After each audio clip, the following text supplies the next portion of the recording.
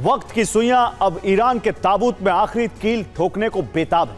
America और अरब देशों की चौतरफा घेराबंदी ने तेहरान की नींद उड़ा दी है।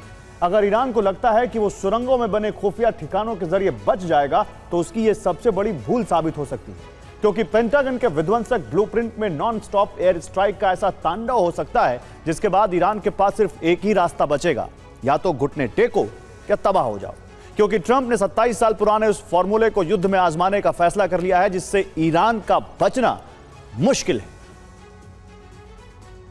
तो ट्रंप का कोसोवो मॉडल तैयार हो चुका है। ईरान पर हमले का पहला स्तर होगा जिसमें प्रीएम्प्टिव स्ट्राइक की जाएगी, जहां अमेरिका वायु शक्ति से प्रहार करेगा। पहला टारगेट IRGC सेंटर, दूसरा टारगेट मिसाइल सिटी और तीसरा टारगेट ड्रोन ठिकाने होंगे। दूसरे स्तर में फुल स्केल अटैक की तैयारी है जिसमें सुरक्षा तंत्र पर प्रहार किया जाएगा, रडार सिस्टम खाक किया जाएगा, नेविगेशन सिस्टम को तबाह किया जाएगा, डिफेंस सिस्टम को ध्वस्त कर दिया जाएगा। तीसरे स्तर में ईरान का संपूर्ण दहन किया जा सकता है। इसके लिए उसके इंफ्रास्ट्रक्चर पर प्रहार किया जाएगा, रेलवे स्टेशन तबाह कर दिए जाएंगे, पावर स्टेशन को उड़ा दिया जाएगा, ऑयल स्टेशन खाक कर दिए जाएंगे और प्रशासनिक इमारतें मिट्टी में मिला दी जाएंगी। ट्रंप के पास पीछे हटने का विकल्प नहीं है। वो एयर अटैक का दायरा बढ़ा सकते हैं, ठीक वैसे ही जैसे कोसोवो युद्ध के दौरान अमेरिका ने नाटो सहयोगियों के साथ मिलकर किया था। तब अमेरिका ने 13 देशों के साथ मिलकर एलाइड फोर्स बनाई थी।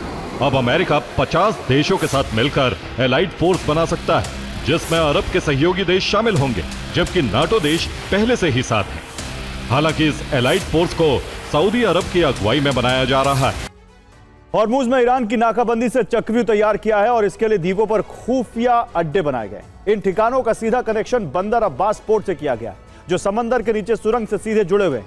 इसी सीक्रेट रास्ते से द्वीपों तक हथियार पहुंचाए जा रहे हैं। ये द्वीप है हॉर्मुज, केश्म, लराक, बड़ा तुंब और छोटा तुंब, जहां से ईरान हमले भी कर रहा है। हॉर्मुज में निगरानी भी रख रहा है, साथ ही अमेरिका के हमलों को नाकाम भी कर रहा है। ट्रंप के सामने पहली चुनौती है एलाइड फोर्स जैसा गठबंधन तैयार करना।